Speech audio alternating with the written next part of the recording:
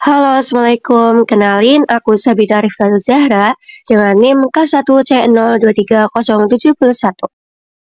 Pada kesempatan kali ini, saya bakal membahas tentang apa aja bahan tambang yang dapat dieksplorasi dengan seismik eksplorasi, dengan metode refleksi dan refraksi. Sebelumnya, pada tahu nggak nih apa itu seismik eksplorasi? Jadi, seismik eksplorasi adalah teknik untuk memetakan bawah permukaan bumi menggunakan gelombang elastik. Gelombang ini merambat ke bawah, lalu sebagian dipantulkan dan sebagian lagi dibiaskan. Sinyalnya ditangkap oleh penerima yang disebut dengan geopon yang ada di darat atau hidropon yang ada di laut.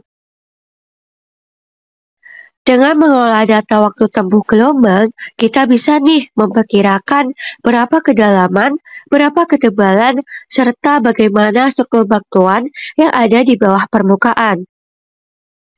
Metode seismik itu sendiri adalah metode geofisika aktif yang memanfaatkan penjalaran gelombang seismik dari source menuju reservoir yang melalui lapisan bawah permukaan.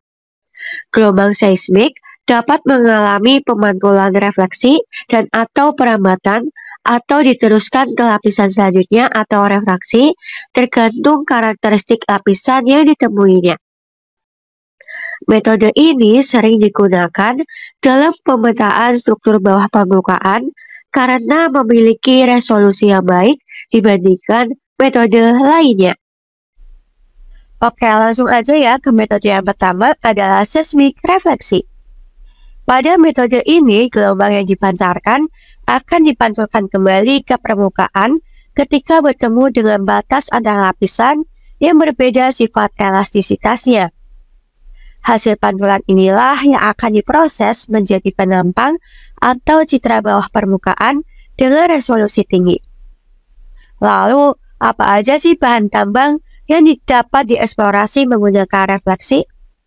Yang pertama ada minyak dan gas bumi.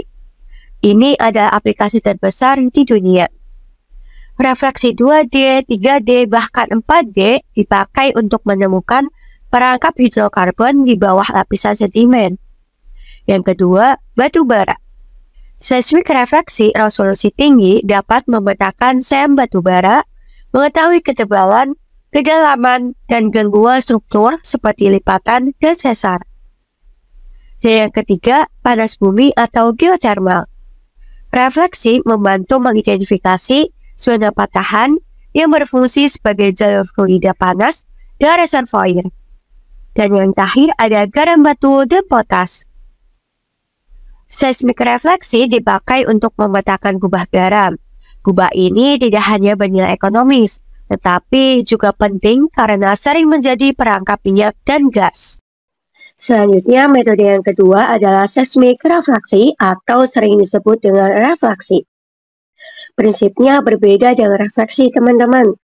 Jika gelombang datang dengan sudut tertentu, maka gelombang akan dibiaskan ke lapisan bawah, kemudian menjalar sepanjang lapisan tersebut. Lalu sebagian kembali ke permukaan dan ditangkap oleh geofon. Lalu, apa aja bahan tambang yang dapat dieksplorasi dengan refraksi? Yang pertama, batu bara dangkal. Untuk mengetahui kedalaman sem batu bara yang biasanya ditambang dengan sistem tambang terbuka. Yang kedua, endapan logam dekat permukaan. Misalnya, nikel laterit dan biji besi, di mana refraksi membantu memperkirakan ketebalan tanah penutup serta kedalaman batuan dasar. Yang ketiga, studi geoteknik tambang. Refraksi dipakai untuk menentukan ketebalan lapisan tanah lunak, kekerasan batuan dasar, dan zona rekahan yang penting dalam perencanaan tambang terbuka. Jadi, jika kita bandingkan dan kita simpulkan bahwa seismik eksplorasi adalah metode penting untuk menemukan bahan tambang. Refleksi adalah metode utama untuk bahan tambang yang dalam dan membutuhkan detail tinggi seperti minyak, gas, batu bara, panas bumi, dan garam batu. Sedangkan refraksi lebih cocok untuk target dangkal seperti batu bara terbuka, endapan logam laterit, serta survei geoteknik. Keduanya saling melengkapi sesuai kebutuhan. Bye-bye.